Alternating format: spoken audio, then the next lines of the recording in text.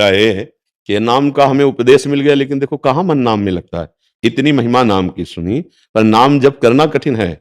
आप तीर्थ यात्रा कर सकते हो, आप शास्त्र स्वाध्याय कर सकते हो, आप दान पुण्य कर सकते हो, आप दूसरों की सेवा में भी मन लगा सकते हो, लेकिन नाम जब आप 4 घंटे बराबर एक नाम, जैसे राधा, तो 4 घंटे राधा राधा राधा राधा राधा राधा राधा राधा राधा राधा।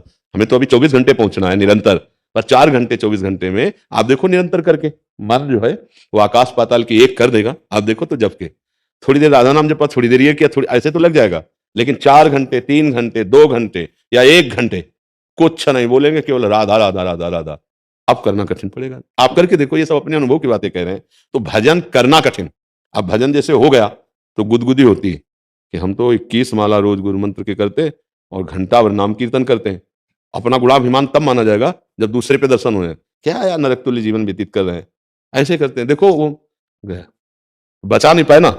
और जब ये बात आ गई कि अरे हम क्या भजन, अगर हमें करना होता तो पहले कर लेते, ये तो गुरु कृपा से हो रहा है, ये तो श्री जी की कृपा से हो रहा है, तो वो बच गया। अब पचाना, कोई तुम्हें बहुत प्रतिकूल परिस्थिति पैदा कर दी, अपमान निंदा बहुत संकट, अब तुम्हारे मन में कुछ भी हो तुम्हारा हम देखेंगे, ये दुखी हो, ये परेशान हो, तब चूंकि भजन है तो गया उसको परेशान करना शुरू कर दिया, पचा नहीं भजन, उल्टी हो गई, खत्म खेल, खत्म खेल। अब वो नाम है नष्ट नहीं होगा, पर प्रभाव से तो तुमने दुख कर, अब वो बहुत किस जन्म में फिर प्रकट होगा।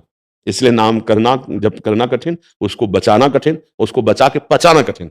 कोई गाली दे रहा, अपमान कर रहा है, दुख हम सह लेते हैं, वो गाली दे हम सह लें, हाँ यही तो हमारा पचाना भजन का हो जाएगा। सामर्थ्य है कि उसको दंड दे सकते हैं, नीचापमानम सुधा, शारीरिक से, बुद्धि से, कानून से, तपस्या से, भजन से उसको हम दंडित कर सकते हैं, लेकिन नहीं, तो नीच पुरुष है, उसका किया हुआ अपमान सह गया, वो आगे बढ़ गया, भगवान को प्राप्त होने की योग्यता आ गई उसके अंदर। ये अध्यात्म है, ये थोड़ा संसार से उल्टा मार गए, लेकिन भक्त यही सोचता है आज मेरी परीक्षा हो रही, भगवान इस रूप में मेरी नाथ मुझे सामर्थ्य देना, ना मैं आपको शाप दूं, ना आपसे मैं गुस्सा करूं, अपने भजन को बचा के निकल जाऊं, शांत ऐसे निकल गए। जैसे एकनाथ जी संत भगवान का चरित्र नहीं आता, वो गंगा स्नान करके वहां से निकले तो ऊपर किसी अधर्मी का मकान था, तो गली में देखा संत ने आगजार थूक दिया तो ऊपर गिरा। अब ठाकुर सेवा करनी थी, फिर स्नान करने गए, फिर आज फिर थूक दिया, 100 बार थूका, वो 100 बार स्नान करने गए। जब वापस लौट के आए तो वो हार गया, आके चरणों में प्रणाम किया, महाराज आपने एक बार हमें देखा भी नहीं, गाली भी नहीं दी, नाराज भी नहीं हुए। बोले भैया तुम्हारी तो बड़ी कृपा हम पे हुई, हम नाराज क्यों हो? बोले 100 बार हमने थूका। तो बोले जो स्नान हम 100 दिन में कर पाते, आज आपकी कृपा से एक दिन में 100 बार स्नान हुआ, ये तो आपकी कृपा हुई, ये क्रोध नहीं, ये तो आपने हम पे कृपा की।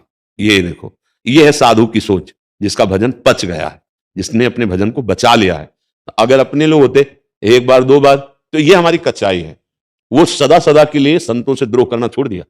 देखो क्षमा कितनी बलवान कि रो पड़ा, महाराज मुझे पता नहीं था कि ऐसे संत कृपाल होते हैं, कभी किसी संत का अपमान नहीं करेंगे। अगर वो द्रोह कर देते तो उसका और बढ़ जाता, क्योंकि दुष्ट तो था ही, लेकिन वो सह गए, तो ये सहनशीलता उसका परिवर्तन कर दिया। तो ये भजन करना कठिन, करके बचाना कठिन, बचा के पचाना, ये तीनों बातें सत्संग से हो जाती है। संत संग से भजन करने की प्रेरणा मिलती है, और हम कैसे बचाएं इसकी प्रेरणा मिलती है, और कैसे पचता है इसकी भी प्रेरणा मिलती है। साधु समागम भजन करना सिखाता है, भजन बचाना सिखाता है, और भजन पचाना सिखाता है। सच